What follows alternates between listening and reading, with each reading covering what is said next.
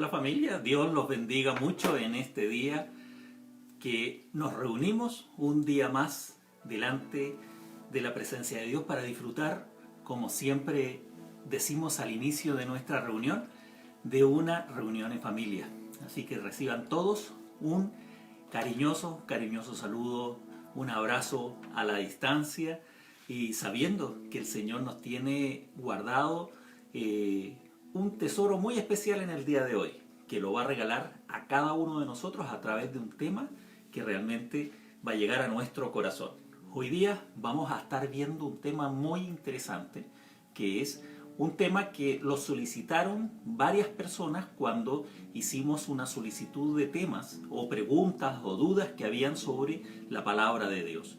Y viendo las cantidades de preguntas que llegaron, había una gran cantidad de personas que preguntaban y consultaban sobre el arrebatamiento, sobre el rapto.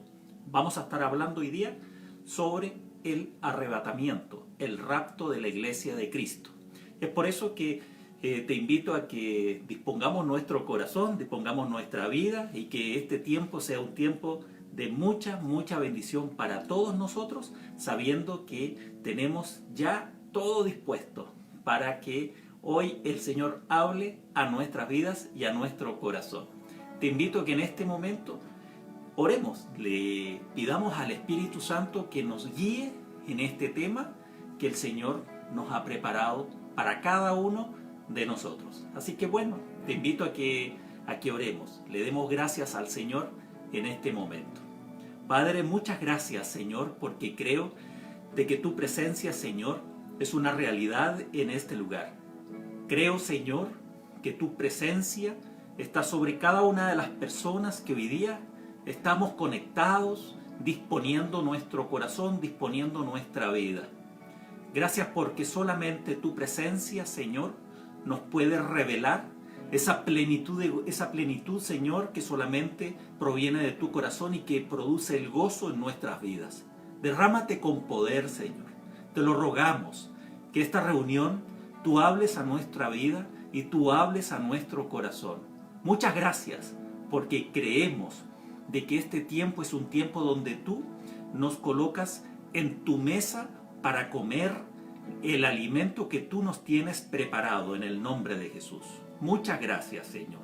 Te pedimos que tú derrames bendición, sanidad, restauración, que tú abras el entendimiento de cada uno de los que estamos reunidos en este momento. Muchas gracias, Señor. Te alabamos y te bendecimos en Cristo Jesús. Amén. Amén. Muy bien, mientras ahí estamos ya entrando, mientras estamos ya comenzando a colocarnos en sintonía, quiero darle gracias a Dios porque el Señor nos ha ido hablando de tema en tema de los que hemos tenido en estos últimos días. Gracias a Dios, han sido temas muy edificantes, muy ungidos en la palabra de Dios. Así que le damos gracias al Señor. Y bueno, como decíamos ayer, yo no soy youtuber, así que darle gracias a Dios de que estamos para bendecir el nombre del Señor, nada más. Ahora, que sea de bendición para muchas personas, eso evidentemente ya es la pura mano de Dios trasladando este mensaje a donde Él quiere que llegue, nada más. Así es que lo único que buscamos son solamente ver la mano de Dios en cada una de las personas que nos reunimos. Así que bueno, darle gracias al Señor. Creo que después del tema de ayer nadie se va a mover, ¿no? nadie va a distraerse. Así que bueno, qué bueno, me alegro, porque esa es la idea, que aprendamos a tener respeto de las cosas de Dios, reverencia de las cosas de Dios. Recuerda bien que el principio de la sabiduría es el temor a Dios, y el temor a Dios significa la reverencia santa que uno le debe dar a su presencia y a sus cosas. Así es que, bueno, eso es muy importante para comenzar siempre, no solamente esta, sino que todas las reuniones que vengan, colocándole la actitud de reverencia y de respeto hacia las cosas del Señor. Bueno, como decíamos al inicio, hoy vamos a ver un tema que es muy revelacional, que es el arrebatamiento o el rapto de la iglesia de Cristo. Es un tema que lo han solicitado varias personas. Está dentro de la lista que tomé y vamos a ir de a poco en el tiempo, nos vamos a ir viendo todo lo que son los temas de profecías que vamos a ir recibiendo a través del tiempo. Así que darle gracias a Dios por lo que hoy día veremos. Bueno, vamos a comenzar en lo que significa el tema del rapto o del arrebatamiento, abriendo la Biblia en Primera de Tesalonicenses, capítulo número 4. Primera de Tesalonicenses, capítulo número 4. Ahí vamos a quedar un momento y vamos a ir viendo este tema y es como te pido que por favor lo veamos muy pausadamente, muy tranquilamente, en el sentido que hay que darnos el tiempo de poder recibir esta información de una manera procesada en nuestras vidas a través de la disposición de nuestro corazón, como decíamos al inicio. Primera de Tesalonicenses, capítulo número 4, versículo 13, dice lo siguiente. Si tú quieres, me sigues con tu Biblia. Dice: tampoco queremos, hermanos, que ignoréis acerca de los que duermen, para que no os entristezcáis como los otros que no tienen esperanza. Porque si creemos que Jesús murió y resucitó, así también traerá Dios con Jesús a los que durmieron en él. Por lo cual, os decimos esto en palabra del Señor, que nosotros que vivimos, que habremos quedado hasta la venida del Señor, no precederemos a los que durmieron. Porque el Señor mismo, con voz de mando, con voz de arcángel y con trompetas de Dios, descenderá del cielo, y los muertos en Cristo resucitarán primero. Luego nosotros, los que vivimos, los que hayamos quedado, seremos arrebatados juntamente con ellos en las nubes para recibir al Señor en el aire, y así estaremos siempre con el Señor. Y el último versículo, el versículo 18, dice lo siguiente: por tanto, alentados los unos a los otros con estas palabras. Al preparar el tema del día de hoy, que lo venía ya hace días preparándolo porque es un tema demasiado extenso, demasiado profundo, y que hay que tratar de darlo de una manera entendible. Cuando uno habla de profecías, uno tiene que ver toda una gama de datos y un mapa bíblico donde tengo que ver un versículo, relacionarlo con el otro y el otro con el otro, y es una cosa que no podemos simplemente ver una parte de la parte de la Biblia que nos habla de la profecía. Nos debe llevar a una ramificación de versículos que son fundamentales poder entenderlos. Cuando preparaba este tema, yo me acordaba de algo que personalmente pasó conmigo, me pasó a mí, que fue un testimonio de vida y que te lo comparto en el día de hoy. Este año se cumplen 10 años de la muerte de mi padre. Aún recuerdo ese tiempo y ese momento muy doloroso para mi vida. Había muerto mi padre. Y tuve la bendición de poder ir a su funeral. No pude estar sus últimos momentos con él, pero sí pude llegar a su funeral. Yo estuve a cargo del responso, estuve a cargo de dar el tema en un sermón ahí en el cementerio de playa, donde uno puede ver a la distancia el mar y está en un cerro. Había mucha gente, mucha gente. Sí, mi corazón estaba muy dolido, muy dolido. Mi padre lo amé y lo amo mucho, pero en mi corazón había un dolor muy grande. Y el tema que yo di en ese momento en el cementerio fue sobre estos versículos. Por eso me recordaba cuando lo estaba preparando. Pero el Espíritu Santo me recordaba lo que pasó conmigo en ese momento de ese tema, de ese sermón ahí en el cementerio. Hasta ese momento yo tenía mucha tristeza por lo que había pasado, que mi padre había partido, había muerto. Pero en la teoría, evidentemente, uno dice que está en la presencia de Dios, está descansando y debemos estar tranquilos, porque ese es el propósito de Dios, de alguien que muere en Cristo. Mi padre, creyente, recibió al Señor Jesucristo, lo proclamó en su ambiente, en su casa, lo respetó. Y al dar este tema, se coordinó, se sincronizó lo que yo no había comprendido anteriormente. Y ahí entendí algo que te lo comparto en este momento. Cuando el logo, cuando la letra se sincroniza o se sintoniza, podríamos decir, con la revelación que es el rema de la Biblia, una cosa es la letra, lo que tú aprendes, lo que tú recibes a través de un tema, de un sermón, o que alguien te está hablando, que te está explicando. Pero esa es la letra, que llega al entendimiento, que te llega al cerebro, que te llega a tu cabeza.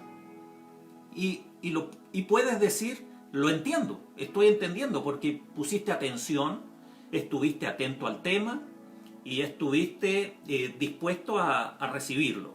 Muy bien. Hay muchas cosas que no entendemos.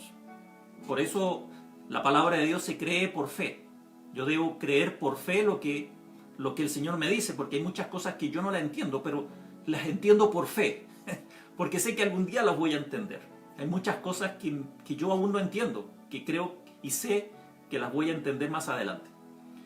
Pero cuando eso se junta con la revelación, definitivamente Dios habla al corazón. Y es ahí cuando Dios habla a una persona.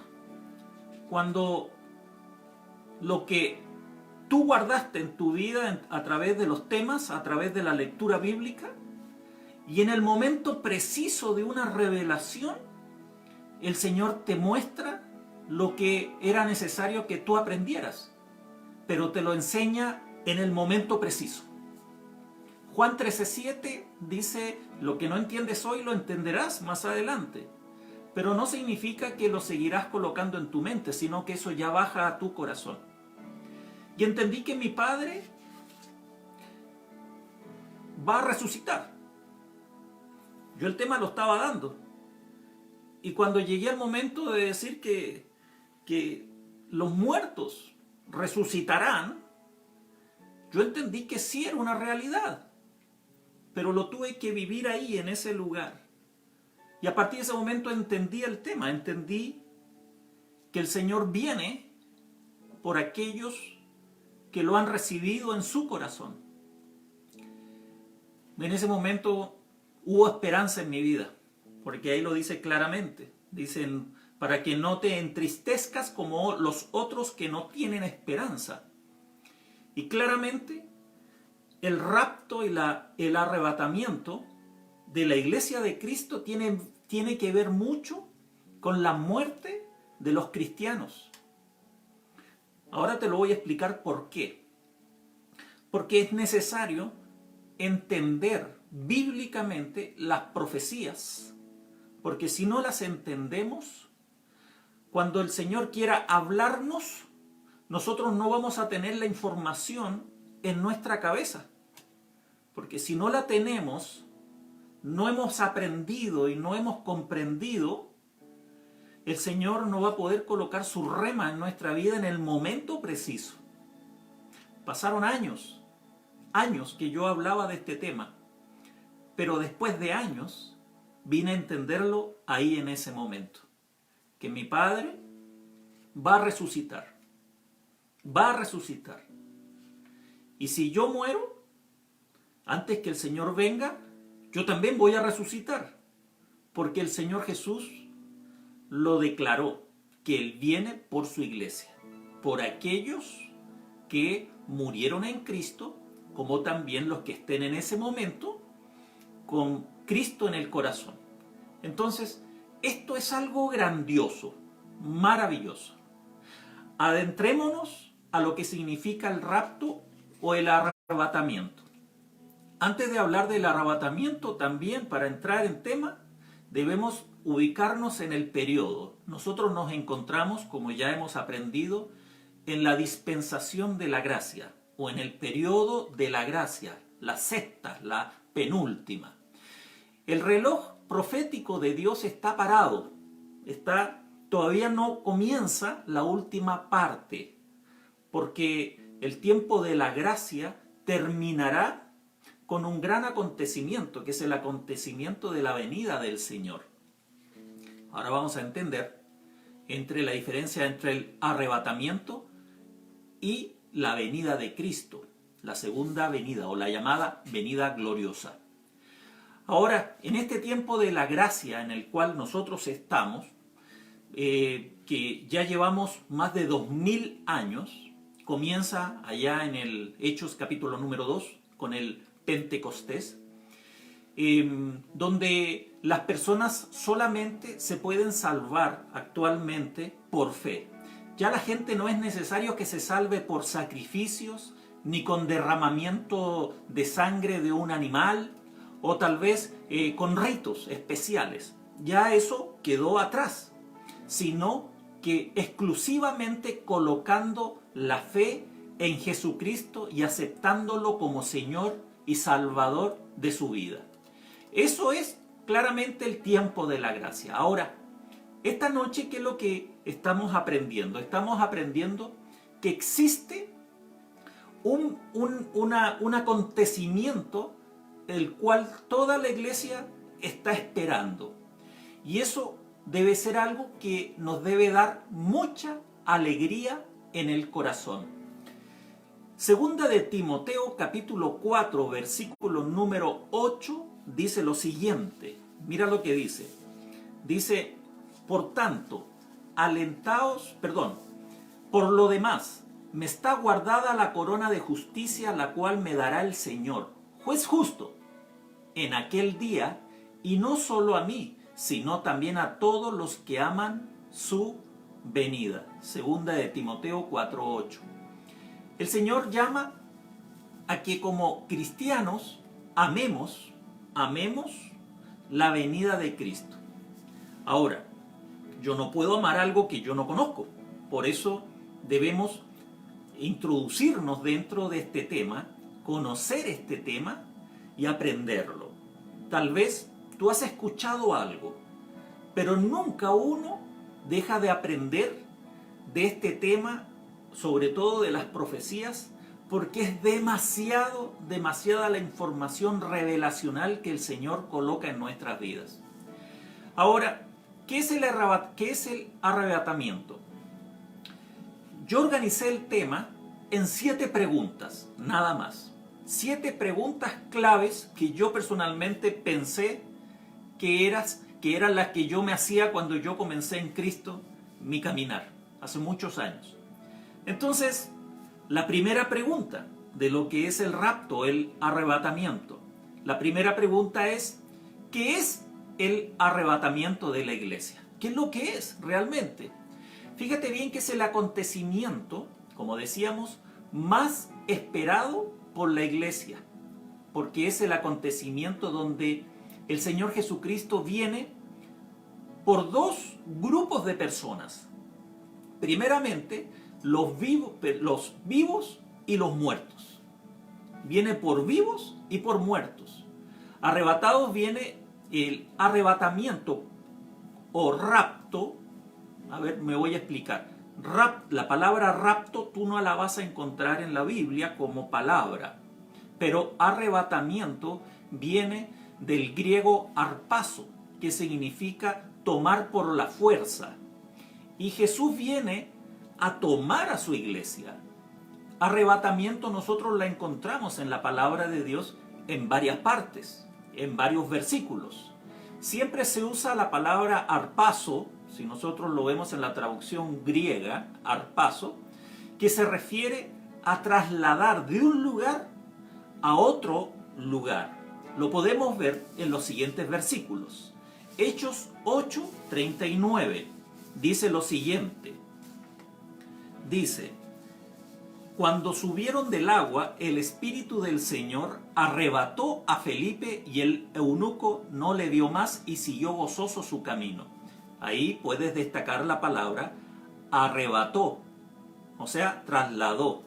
Segunda de Corintios 12:2 dice: conozco a un hombre en Cristo que hace 14 años, si en el cuerpo no lo sé, si fuera del cuerpo no lo sé, Dios lo sabe, fue arrebatado hasta el tercer cielo. Esa palabra otra vez, fue arrebatado. El versículo versículo 4, segunda de Corintios 4, dice que fue arrebatado al paraíso y oyó palabras inefables. También primera de Tesalonicenses 4:17 dice: luego nosotros, los que vivimos, los que hayamos quedado, seremos arrebatados juntamente con ellos en las nubes para recibir al Señor en el aire. Entonces, podemos ver que esto no es algo figurativo, no es algo que va a quedar o queda como algo, si lo hablamos como algo idílico, así como algo que podría ser. No, es algo literal. Arrebatar es tomar y colocar en otro lugar. Y en este caso, nosotros podemos ver que la palabra de Dios ya nos está dando datos de lo que va a pasar con la iglesia de Cristo, o el cuerpo de Cristo, que somos todos los redimidos en Cristo y que han muerto también en Cristo. Acordémonos que ya nosotros hablamos sobre el Hades, hablamos sobre el Seol, hablamos sobre el seno de Abraham, donde antes iban los muertos, que morían creyendo en el Mesías, el Cristo. Y evidentemente ese lugar ya quedó totalmente abandonado por aquellos que murieron creyendo en Cristo, porque el Señor Jesucristo, el día posterior a su muerte, bajó y tomó a todos esos y los llevó al paraíso. Y una persona que muere actualmente va a la presencia de Dios, ya no va al Hades o no va al Seol, como se llamaba anteriormente. Ahora, pregunta número 2. La pregunta número 2 que nos podemos hacer sobre el arrebatamiento es: ¿quiénes participan en el arrebatamiento? Existen dos grupos los que participan, como decíamos anteriormente. En primera de Tesalonicenses 4:16, yo lo leo, dice: porque el Señor mismo, con voz de mando, con voz de arcángel y con trompetas de Dios, descenderá del cielo, y los muertos en Cristo resucitarán primero. Estamos hablando que el primer grupo son los muertos en Cristo.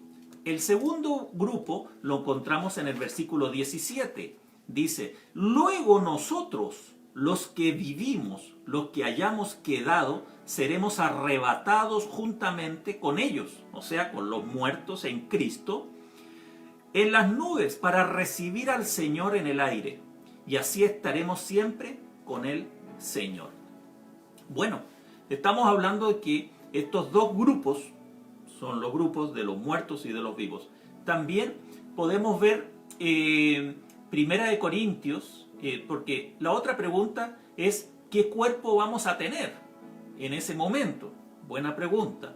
En Primera de Corintios capítulo 15, Primera de Corintios 15, del 50 al 53, dice lo siguiente: pero esto digo, hermanos, que la carne y la sangre no pueden heredar el reino de Dios, ni la corrupción hereda la incorrupción. 51. He aquí os digo un misterio: no todos dormiremos, pero todos seremos transformados.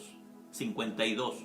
En un momento y en un abrir y cerrar de ojos, y a la final trompeta, porque se tocará la trompeta, y los muertos resucitados incorruptibles, y nosotros seremos transformados.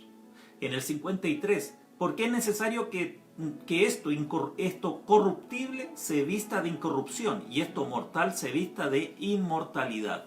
Si tú pones atención y le haces un estudio en profundidad a estos dos versículos, al 52 y al 53, tú te vas a encontrar con que los muertos serán resucitados incorruptibles, que nos habla que los de incorrupción será un cuerpo glorificado, que lo vamos a estar estudiando cuando estudiemos el milenio, que es otro tema que también lo han solicitado. ¿Qué significa el proceso del milenio, de los 1000 años?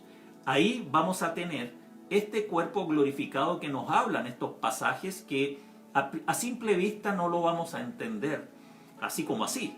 Hay que relacionarlos con otros pasajes que también nos llevan a lo que significa el cuerpo que tendremos.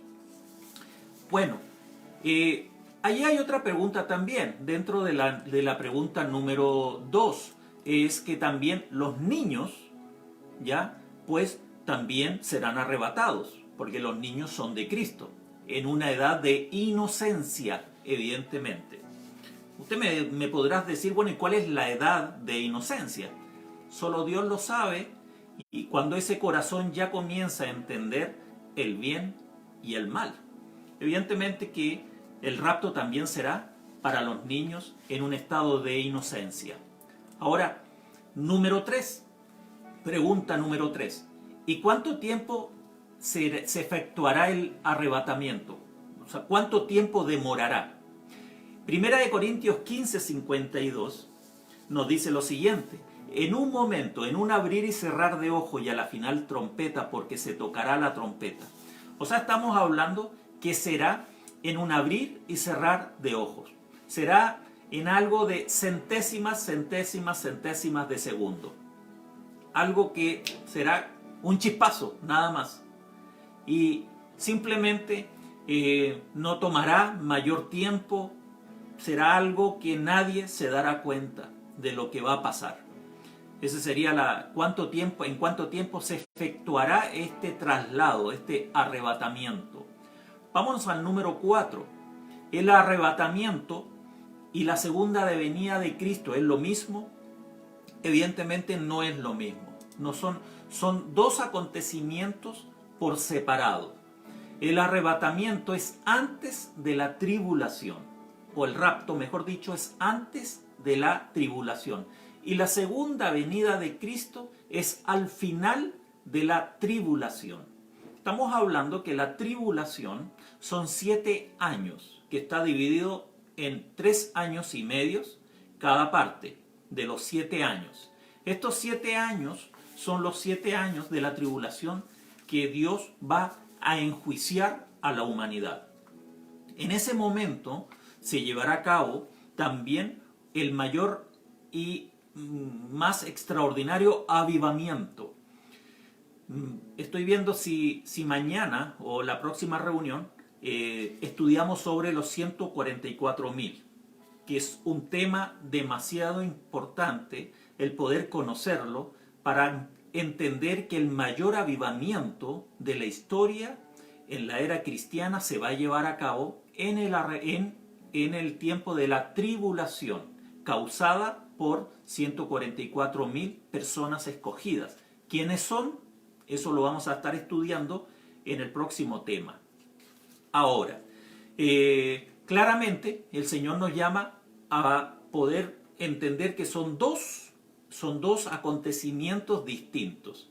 El rapto comienza con, o mejor dicho, la tribulación comienza cuando se produce el rapto, el arrebatamiento. Hay algunas que yo anoté aquí, algunos puntos con respecto a la diferencia entre una y la diferencia entre otro. Por ejemplo, solo los cristianos serán o verán el rapto, o sea, nos daremos cuenta. Mientras que la segunda venida de Cristo, cuando Cristo venga a la tierra, todo ojo lo verá. Eso lo podemos ver en Apocalipsis capítulo 1, versículo 7. Dice Apocalipsis 1:7: he aquí que viene con las nubes y todo ojo le verá, y los que le traspasaron y todos los linajes de la tierra. Qué maravilloso el saber que cuando el Señor Jesucristo venga a la tierra a reinar, todo ojo le verá. Ya la ciencia, ya la tecnología está para que todo el mundo pueda ver algo a la vez. Eso ya va a ser un hecho. Qué maravilla, ¿no? Mientras que el rapto, no. El rapto nadie lo va a ver, porque nadie va a saber qué pasó. Segundo puntito con respecto a la diferencia entre el rapto y la segunda venida de Cristo, o la venida gloriosa del Señor, que también el rapto será en el aire, en las nubes, mientras que la segunda venida, el Señor Jesucristo cuando venga, colocará sus pies sobre la tierra. Nosotros lo vemos en Zacarías capítulo 14, versículo 4, y dice, y se afirmarán los pies en aquel día sobre el monte de los olivos, que está enfrente a Jerusalén, al oriente, y el monte de los olivos se partirá por en medio, en fin, y ahí sigue toda una profecía de lo que significa el mar que se producirá con el partimiento del monte de los olivos. Eso lo vamos a estar estudiando también, lo que va a pasar con la segunda venida del Señor, que también es un tema aparte. Hoy estamos hablando del rapto, del arrebatamiento, que es distinto a la segunda venida de nuestro Señor Jesucristo. Hay algunos que dicen que la segunda venida del Señor es todo, con el rapto incluido. Podemos decir que también sí, porque es cuando el Señor Jesucristo viene. Pero estamos hablando de que la segunda venida del Señor Jesucristo a la tierra, físicamente, será al término de el tiempo de la tribulación. Otro punto también con respecto a la diferencia entre el rapto y la venida del Señor es que habrán señales en los cielos. En el rapto no hay señales, o sea, no habrá nada. Nadie sabrá que nos estemos preparando para, pero sí en la venida de nuestro Señor Jesucristo sí habrán grandes señales. Eso lo estuvimos estudiando en la venida del Señor en Mateo capítulo número 24. Acuérdense, hace unas reuniones atrás. También vemos que en el rapto el anticristo sale ya a la popularidad. Es popular a partir de ese momento. Todo el mundo lo conoce. Mientras que en la segunda venida del Señor Jesucristo, el Señor mata, destruye al anticristo. Estamos hablando, o mejor dicho, mata porque estamos hablando de alguien físico. Segunda de Tesalonicenses capítulo 2 nos habla sobre este pasaje. Segunda de Tesalonicenses capítulo número 2. A ver, por aquí yo lo tenía. Lucas, sí. Aquí está. Y entonces se manifestará aquel inicuo a quien el Señor matará con el espíritu de su boca y destruirá con el resplandor de su venida. Gloria a Dios. Entonces podemos ver que hay una gran diferencia y podemos seguir buscando diferencias entre el rapto y la segunda venida del Señor. Yo solamente toqué 4 nada más, pero hay alrededor de 20, o incluso algunos dicen que hay más. Yo tengo como unas 22, 23, que realmente son para estudiarlas y para confirmar la diferencia entre el rapto o el arrebatamiento con la segunda venida del Señor Jesucristo. Ahora, ¿cuándo será? Nosotros ya lo vimos. Eso nadie lo sabe. Esa es la quinta pregunta. ¿Cuándo será? Nadie lo sabe. En Mateo 24, 36, Mateo 24, 36 dice, pero el día y la hora nadie sabe, ni aun los ángeles de los cielos, sino solo mi Padre. En el versículo 44 del mismo Mateo 24 dice, por tanto, también vosotros estad preparados, porque el Hijo del Hombre vendrá a la hora que no penséis. Fíjense que el Señor Jesucristo vendrá por su iglesia, pero eso nadie lo sabe. Nadie lo sabe. Por eso la pregunta es, ¿y cuándo es esto? Nadie lo sabe. Después del arrebatamiento, cuando se produce el arrebatamiento, al mundo, a la tierra, le quedarán 1007 años.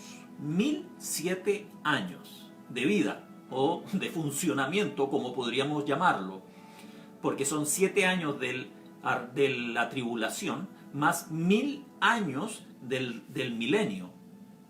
Y en este caso, si juntamos esas dos fechas, a partir del arrebatamiento, la tierra solamente le quedarían 1007 años según las profecías. Acordémonos, para que nos ubiquemos dentro del mapa. Viene el rapto, 7 años de tribulación, segunda venida de nuestro Señor Jesucristo a reinar por 1000 años. Al término del milenio viene el juicio del trono blanco. Eso también lo vamos a estar estudiando. Tenemos mucho que estudiar, tenemos mucho que aprender, ¿ya? Ahora, para seguir avanzando con nuestras preguntas, ya la penúltima, ya nos queda la última casi, ¿habrán señales antes del arrebatamiento? Mira qué interesante es esta pregunta. ¿Habrán señales antes del arrebatamiento? No, del día ni la hora no, porque no sabemos, pero sí de la venida del Señor, evidentemente ya comienzan a haber señales. La ciencia, el dato maravilloso que nos da, que la ciencia se aumentará. En Daniel capítulo número 12, versículo 4 lo dice: pero tú, Daniel, cierra las palabras y sella el libro hasta el tiempo del fin. Muchos correrán de aquí para allá y la ciencia se aumentará. ¿Qué significa esto? Que nunca en la historia, en estos últimos 30 años, la ciencia se había aumentado.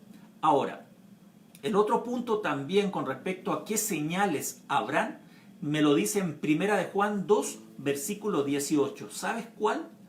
Que aparecerán muchos anticristos. Nosotros estudiamos, cuando estudiamos el anticristo, estudiamos que la palabra anticristo está relacionada a un sistema que se va a implantar en la tierra, en el mundo, y que es como la palabra lo dice, ir en contra de todo lo que sea Jesucristo. Y estamos hablando en 1 de Juan 2, 18, nos dice: hijitos, ya es el último tiempo, y según vosotros oísteis que el anticristo viene, así ahora ha surgido muchos anticristos. Por esto conocemos que es el último tiempo.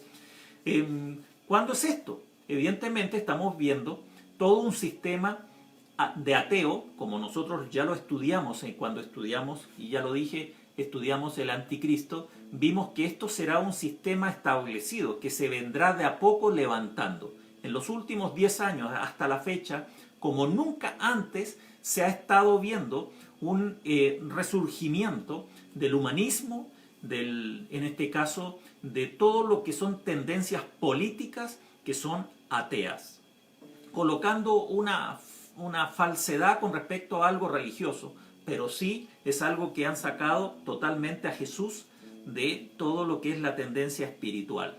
Ahora, aquí viene un dato muy importante, y pongamos atención porque viene la parte final del tema. Una de las mayores señales que nosotros tenemos, y por favor aquí pongamos atención, es la señal de la higuera. Tú me dices, yo la conozco, tal vez la profecía de la higuera. Si no la conoces, en 3 minutos lo vas a entender. Pero a los que conocen la profecía de la higuera, hoy te voy a contar un dato que es de suma importancia, que tal vez te faltaba. Ahora te la voy a decir. Bueno, en Marcos capítulo 13, vamos a la Biblia, en Marcos capítulo número 13, nos habla sobre el título, la venida del Hijo del Hombre, la venida del Señor. Y dice en el versículo número 28, de la higuera aprended la parábola, cuando ya su rama está tierna y brotan las hojas, sabéis que el verano está cerca. Así también vosotros, cuando veáis que suceden estas cosas, dice, conoced que está cerca y a las puertas. De cierto os digo que no pasará esta generación hasta que todo esto acontezca. La palabra de Dios a nosotros nos declara que nuestro Señor Jesucristo declaró proféticamente que la higuera, ¿cuál es el símbolo de la higuera? Es Israel. Israel como nación, como pueblo. Y dice, cuando la higuera florezca, cuando la higuera comienza a dar frutos, comience a mostrarse próspera, fortalecida, dice que será la primera señal.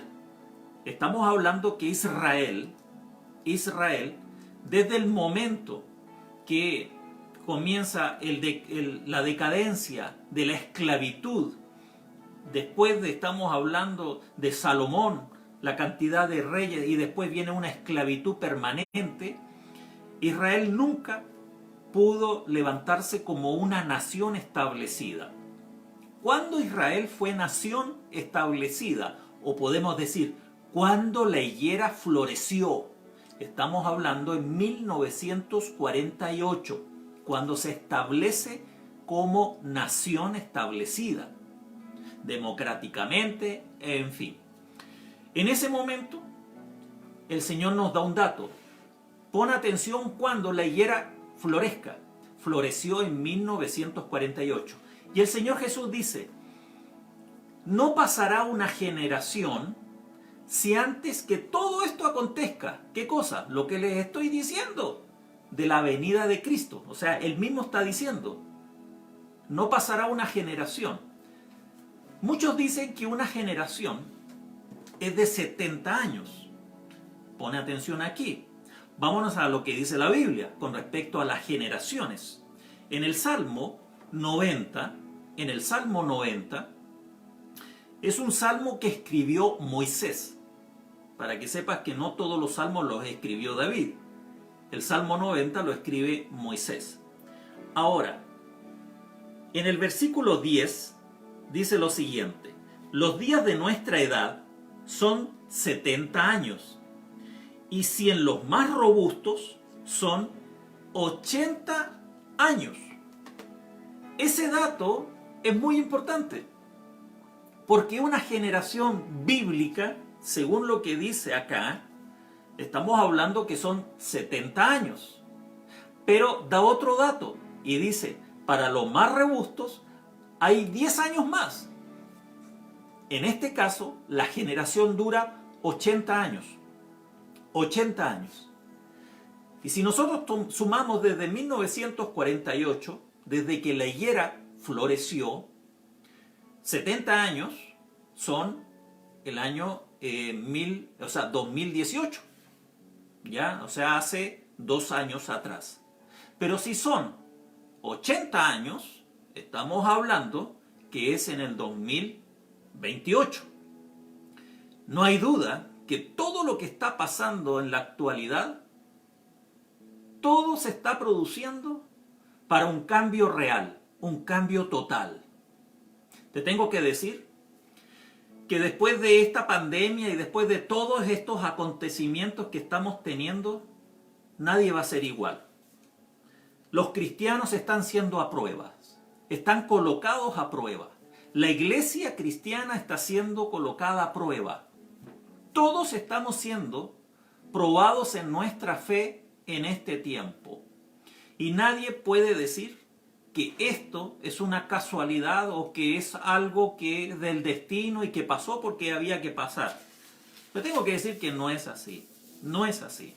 Nunca en la historia de la humanidad había pasado algo como lo que está pasando ahora con respecto a la demografía que se tiene en este momento en el globo terráqueo.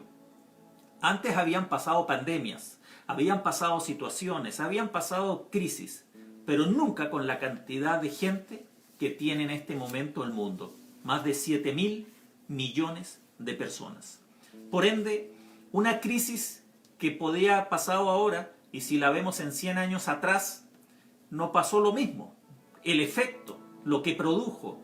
Por ende, lo que está pasando ahora, como lo dijimos en unas reuniones pasadas, la parte económica incluso va a ser más dramática que la parte de la salud. Y cuando en una sociedad se produce un quiebre económico, se produce un quiebre en todo lo que es la parte de los valores de la persona. Así es que la iglesia está siendo probada. Hoy nosotros estamos siendo probados como hijos de Dios, en la fe que nosotros debemos de tener. ¿Qué es lo que tenemos que hacer entonces, antes de que el Señor venga? Ahí lo dice claramente, en el versículo de Marcos, en el de la higuera. Entonces dice, mirad, velad y orad, porque no sabéis cuándo será el tiempo. En el 35, velad, porque no sabéis cuándo vendrá el Señor. Y al final termina diciendo, velad. Estamos hablando que 5 veces me repite la palabra velad. O sea, me dice, mira, tienes que estar atento. Velad y orar. ¿A qué estamos llamados en este tiempo?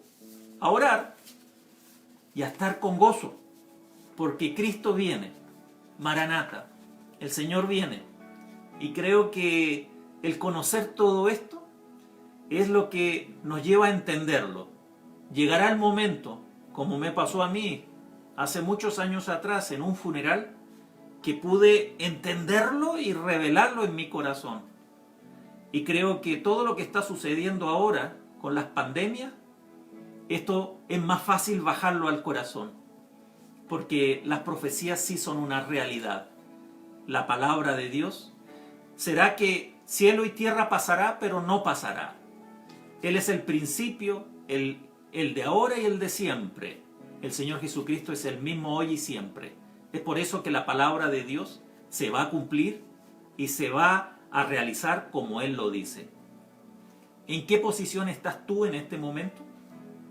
¿En qué situación estás en este momento? ¿Esto lo crees o no lo crees? Es la pregunta que yo te hago.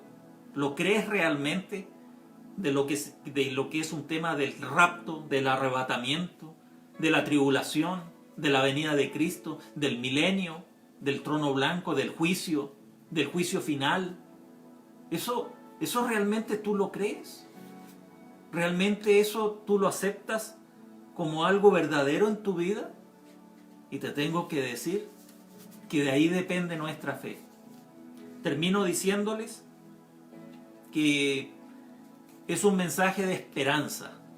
Es un mensaje de esperanza cuando uno estudia las profecías. Oremos, démosle gracias al Señor en este tiempo, preparándonos para mañana tenemos un tiempo de oración, un tiempo de vigilia, donde vamos a estar orando, a estar clamando por lo que el Señor nos llama a orar, por los enfermos, por las familias, por nuestra área emocional, por nuestra vida personal. Vamos a tener mucho tiempito para orar, para darle gracias a Dios. Y yo te invito en este momento a que le demos gracias al Señor por este tema, para que baje a nuestro corazón definitivamente. Oremos, démosle gracias al Señor. Ahí donde estás, acompáñame en unos minutos de oración. Padre, en el nombre de Jesús, te damos las gracias, Señor, por este momento tan especial que tú nos regalas. Gracias porque tú, Señor, tienes un plan con nuestras vidas. Gracias porque tú tienes, Señor, todo programado. Y tú tienes todo organizado. Gracias porque a ti no se te va un detalle, Señor. Porque tú, Señor, eres maravilloso en gran manera. Y hoy has bajado a nuestra vida un tema, Señor, que nuestra vida lo necesitaba recibir.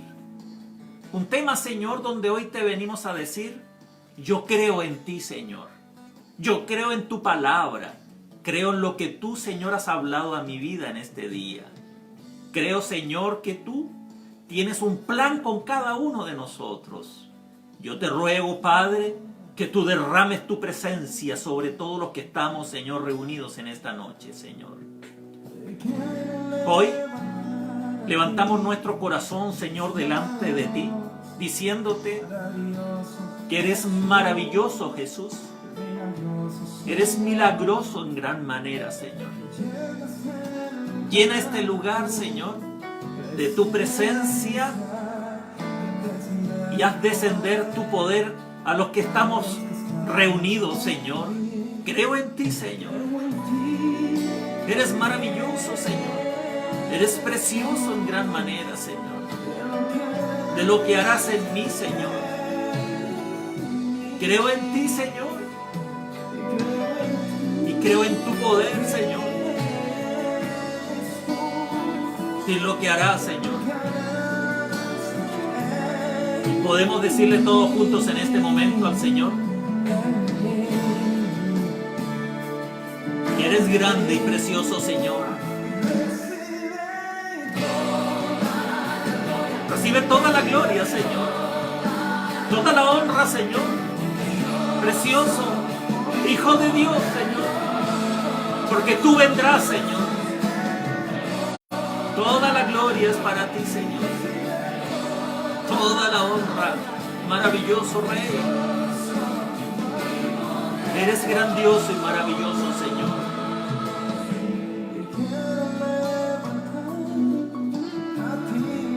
Solo a ti, Señor, levanto mis manos para darte gracias, Señor. Maravilloso Salvador. Eres precioso, Señor. Llena este lugar, Señor, de tu presencia, ahí donde están reunidos, Señor. Haz descender tu poder, Señor, a los que estamos reunidos, Señor. Eres precioso, Señor. Gloria, gloria, gloria a tu nombre, Señor. De lo que harás en mí, Señor. Gloria a tu presencia, Señor. Jesús, de lo que harás, Señor. Bendito eres, Señor. En mí, Señor. En mí.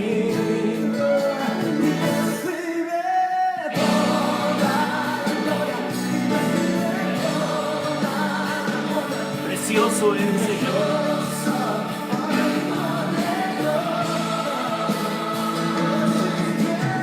Toda la gloria a ti, Señor. Toda la honra, Señor, te la damos a ti. ¿Cómo no adorarte, Señor? ¿Cómo no exaltarte? Porque eres grande, Señor. Eres precioso en gran manera. Te damos gracias porque tú hoy has colocado mayor, Señor, de tu palabra en nuestra vida.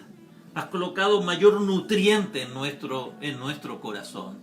Ahora te pedimos que tú lo reveles a través de tu Santo Espíritu en el nombre de Cristo. Hacemos una oración, Señor, por todos los que estamos reunidos.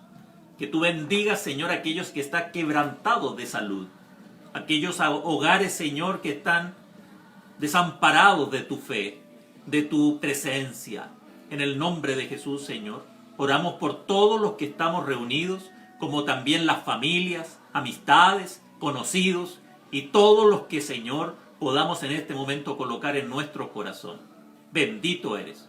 Toda la gloria solamente te la damos a ti, Señor. En Cristo Jesús, Señor nuestro, hemos orado, Señor. Amén. Amén. Bien, familia, darle gracias a Dios por este momento especial que el Señor nos ha regalado.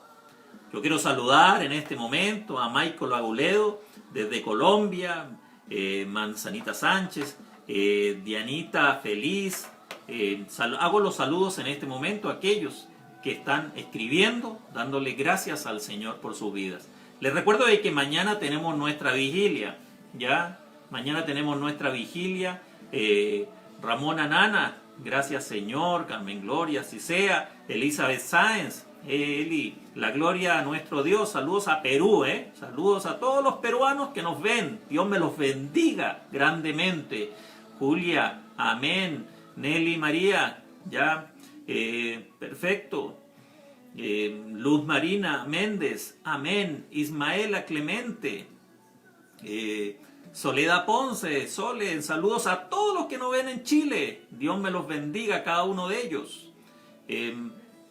Andrés Vargas, saludos. Marlene Pérez, Dominique Santino, Pelaya Clemente, ya, María Isabel, Karinita, fuertes saludos. Silverio, Ana, Pili, Maritza Díaz, Dios me los bendiga grandemente. Rosalia Gutiérrez, Vidalia, saludos, con tu mamita allá en la casa. Dominga Morales, Eider, también con Betty, Ya, Dios me los bendiga. Eli, familia O'Brien, Dios me los bendiga en Perú. Bueno, y a todos los del otro, ¿no? Desde Quebec, ya, Tati García. Isabela también, saludos. Ya, Giselle Paola, Ismaela Clemente, Pili, otra vez ahí está, Alejandra Luengas, gracias, gracias, Michael Agudelo. Bueno, a Xiomara, a todos los que nos están saludando, un saludo grande. Mañana les recuerdo que tenemos un encuentro y un compromiso muy especial. Mañana tenemos vigilia, ya, mañana tenemos vigilia. A las 9 de la noche vamos a tener nuestra vigilia, ya. Así es que estamos esperando la palabra de Dios y la presencia del Señor. Es muy importante eso. Así que no bajemos los brazos de la oración y del clamor. Muy bien, familia. Dios me los bendiga a todos hoy día, que ha sido una reunión muy, muy, muy especial. Mañana, otro tema que vamos a tener también profético. Mañana va a venir lo que hablábamos recién, en una profundidad en lo que es el Apocalipsis, dándole gracias al Señor, ya que nos va a llevar a darle la gloria y la honra a nuestro Señor. Así que bueno, Dios me los bendiga. Dios me los bendiga a todos, ¿ya? Y bueno, si quieren mandarle un saludo a alguien, ahí mándale un saludo a alguien, ¿ya? Antes de irnos, ¿ya? Y bueno, dándole gracias al Señor. Nos vemos, ¿ya? Mañana nos vemos, vigilia, a las 9 de la noche. Chao, chao.